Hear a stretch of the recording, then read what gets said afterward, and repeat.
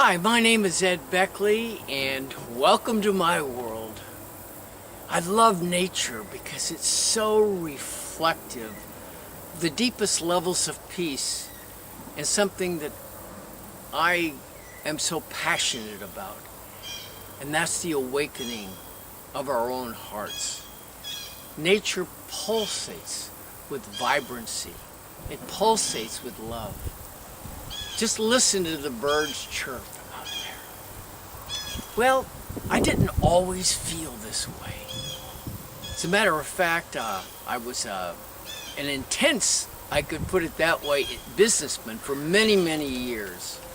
Over 30 years in business. I built up companies, did almost $500 million in sales. And then some things happened. My company went bankrupt. I wound up in federal prison for a year. I lost my wife. I lost friends. I lost all those things that we called me. Now, what happens when you lose all those things to which you relate? It's called your basket of identity. Stripped clean. And I had to ask, who am I? Who am I?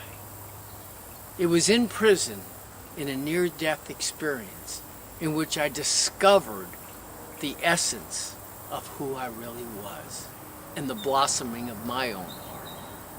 It's about that reason that I'd like to share this with you. I've worked with many people, over 2,200 one-on-one sessions, in helping people open their own hearts.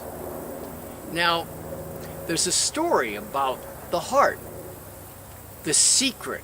What's the secret? The greatest secret on this planet, the secret of love. Well, 3 wise men thought they knew exactly where to find it. The first wise man said it's got to be buried down in the earth someplace. Yeah, he was pretty smart, wasn't he? Wasn't there? The second wise man said, I know where it is. It's at the bottom of the ocean. Well, it wasn't there.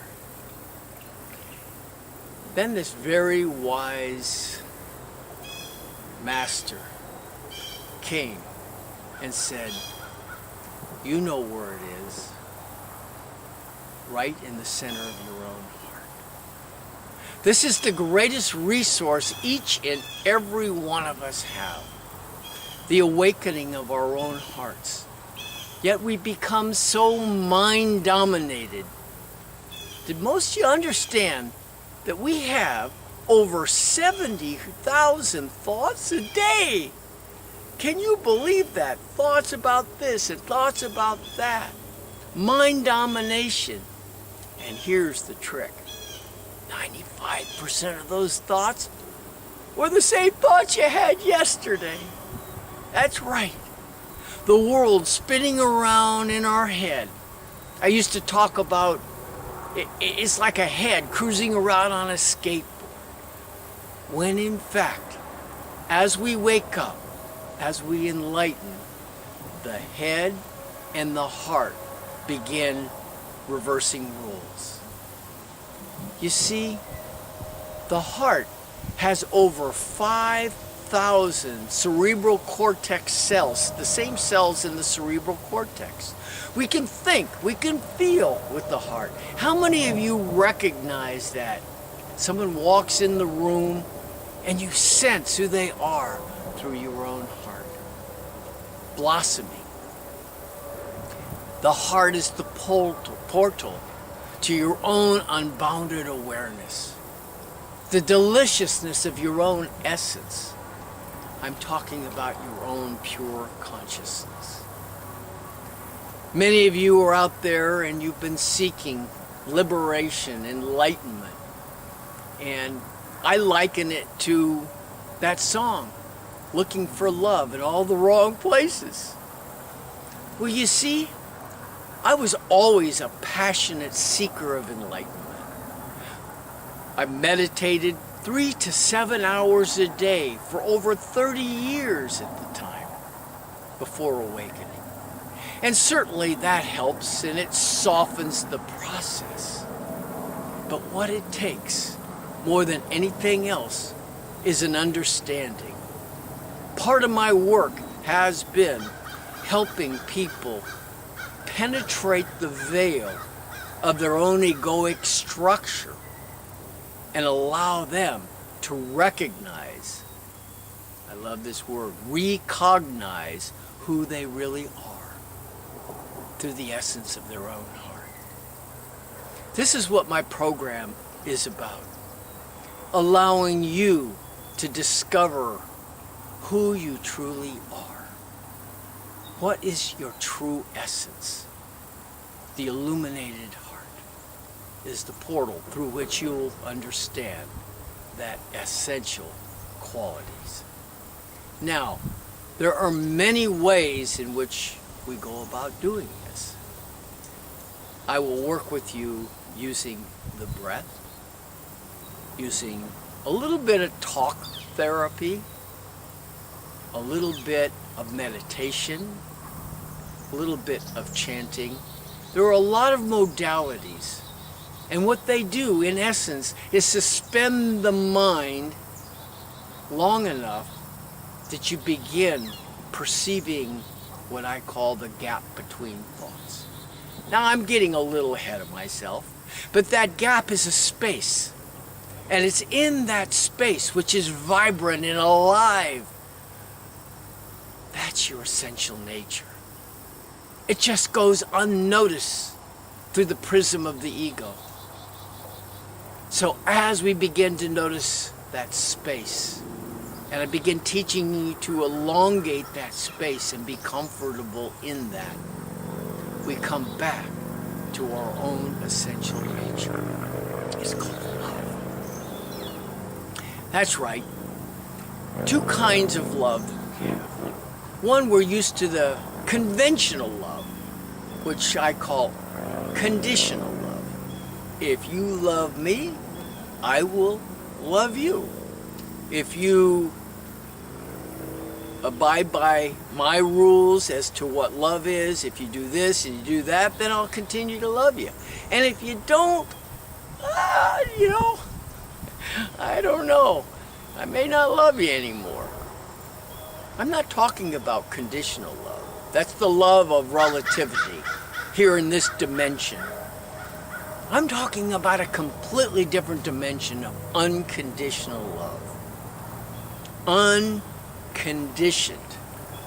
You see, most of our life has been shaped, sculpted, and organized by teachers, parents, even our own genetics. And in essence, we become robots, just spewing out things that we've learned. And then the light of consciousness looking through all these kind of distorted lenses of life, and we make assessments. That's the conditioned part of life. The unconditional part is the pure essence of the heart. You all know what I mean by unconditional love. Some of you have experienced the birth of a baby and watching the newborn. I remember when my firstborn, actually all three of my kids were born, there were tears. It was so joyful, but it was almost surreal. No, it was surreal. Something else took over and the heart blossomed. And I knew there was an unconditioned sense of love. You can look into a lover's eyes and feel that. You can behold a glorious sunset and just really, really enjoy it. Beautiful paintings, colors, scenery, all sorts of things. Or even a beautiful movie. These are all things that some external thing caused initially, but we begin to feel our own essence. Those kinds of things are mirrors of our own unconditional love. There was that old song, we've been looking at love in all the wrong places. In our potential journey together, what I would like to do, I'd like to share with you my experiences of taking me from a mind-dominated state and systematically moving through many of these. And then, and this wasn't systematically, how can we make the leap to the unconditional level? How can we make that leap to what people call enlightenment, liberation, that sweet, delicious place, the essence of our soul that has no fences? It's what poets, Rumi has written about even 500-600 years ago, thousands of years ago. It's what Jesus was talking about, Moses talking about. I am that I am. Let's take a journey together. Let's take a path, a directed path for those that are passionate about finding the essence of their own self. And let's begin to awaken your own heart. Start today. Begin looking at the people around you and begin perceiving them through the lens of your heart. Just give it a try. Walk around and recognize, first of all, that most of your looking is through the lens of your eyes, moving through your mind. Therefore, you see all through the prism of judgment. You see all through the prism of your own experiences. In many cases, very distorted experiences. But the heart, the unconditional heart,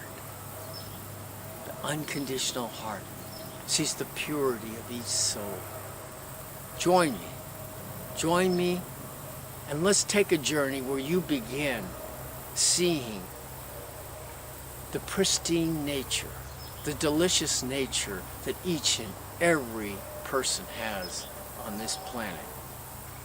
Begin now experiencing this joyful road. I invite you today. This is the first of a series. I look forward to talking with you in the next session. Thank you.